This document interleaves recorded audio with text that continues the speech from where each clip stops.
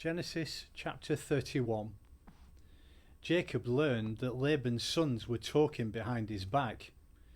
Jacob had used our father's wealth to make himself rich at our father's expense.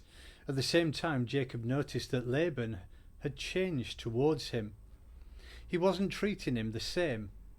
That's when God said to Jacob, "Go back home where you were born. I'll go with you." So Jacob sent word for Rachel and Leah to meet him out in the field where his flocks were. He said, "I notice that your father has changed toward me. He doesn't treat me the same as before. But the God of my father hasn't changed. He's still with me. You know how hard I've worked for your father. Still, your father has cheated me over and over, changing my wages time and again. But God never let him really hurt me. If he said your wages will consist of speckled animals, the whole flock would start having speckled lambs and kids. And if he said from now on your wages will be streaked animals, the whole flock would have streaked ones. Over and over God used your father's livestock to reward me. Once, while the flocks were mating, I had a dream and saw the billy goats, all of them streaked, speckled and spotted, mounting their mates. In the dream, an angel of God called out to me, 'Jacob.' I said, 'Yes.' He said, 'Watch closely. Notice that all the goats in your flock that are mating are streaked, speckled and mottled. I know what Laban's been doing to you. I'm the God of Bethel, where you consecrated a pillar and made a vow to me. Now be on your way, get out of this place, go home to your birthplace.' Rachel and Leah said, 'Has he treated us any better? Aren't we treated worse than our outsiders? All he wanted was the money he got from selling us, and he spent all that. Any wealth that God has seen fit to return to us from our father is justly ours and our children's. Go ahead, do what God told you.' Jacob did it. He put his children and his wives on camels and gathered all his livestock and everything he had gotten, everything acquired in Paddan Aram, to go back home to his father Isaac in the land of Canaan. Laban was off shearing sheep. Rachel stole her father's household gods, and Jacob had concealed his plans so well that Laban the Aramean had no idea what was going on. He was totally in the dark. Jacob got away with everything he had and was soon across the Euphrates, headed for the hill country of Gilead. 3 days later, Laban got the news. Jacob's run off. Laban rounded up his relatives and chased after him. 7 days later, they caught up with him in the hill country of Gilead. That night, God came to Laban the Aramean in a dream and said, 'Be careful what you do to Jacob, whether good or bad.' When Laban reached him, Jacob's tents were pitched in the Gilead mountains. Laban pitched his tents there too. 'What do you mean?' said Laban. 'By keeping me in the dark of sneaking off, hauling my daughters off like prisoners of war. Why did you run off like a thief in the night? Why didn't you tell me? Why, I would have sent you off with a great celebration, music, timbrels, flutes, but you wouldn't permit me so much as a kiss for my daughters and grandchildren. It was a stupid thing for you to do. If I had a mind to, I could destroy you right now.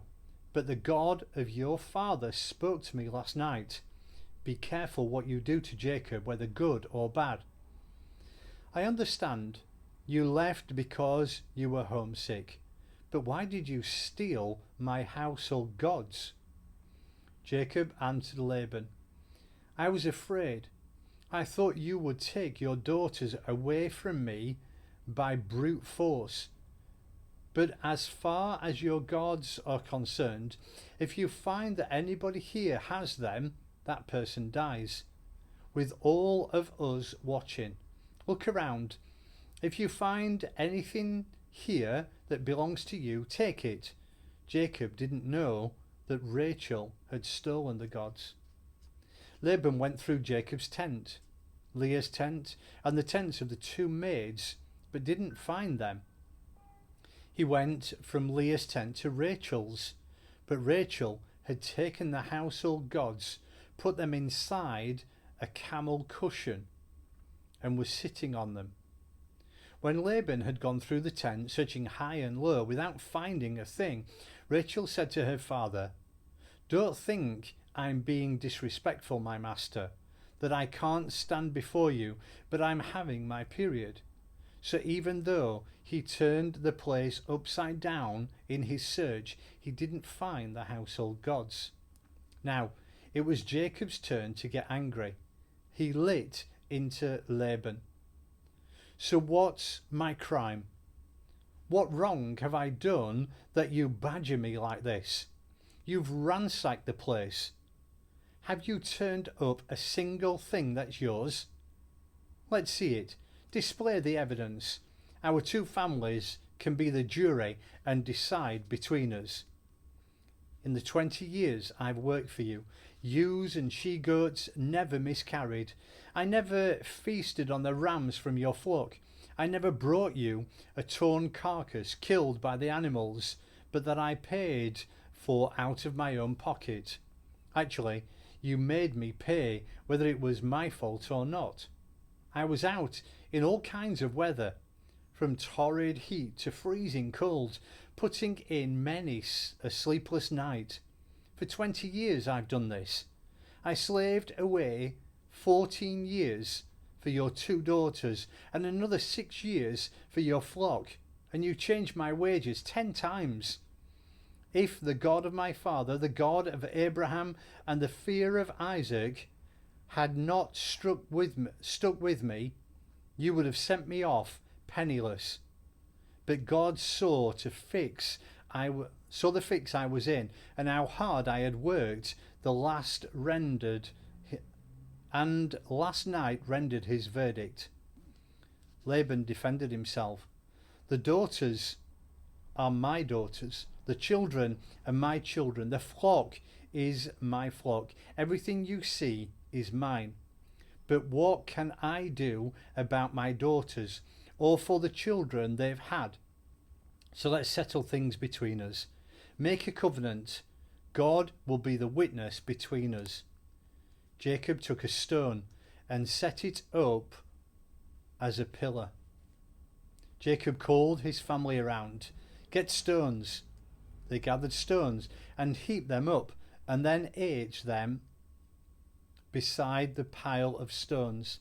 Laban named it in Aramaic Yegar Sahudihotha, witness monument.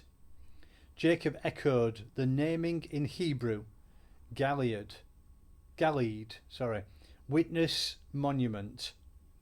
Laban said, "This monument of stones will be a witness, beginning now, between you and me." That's why it is called Gilead, witness monument.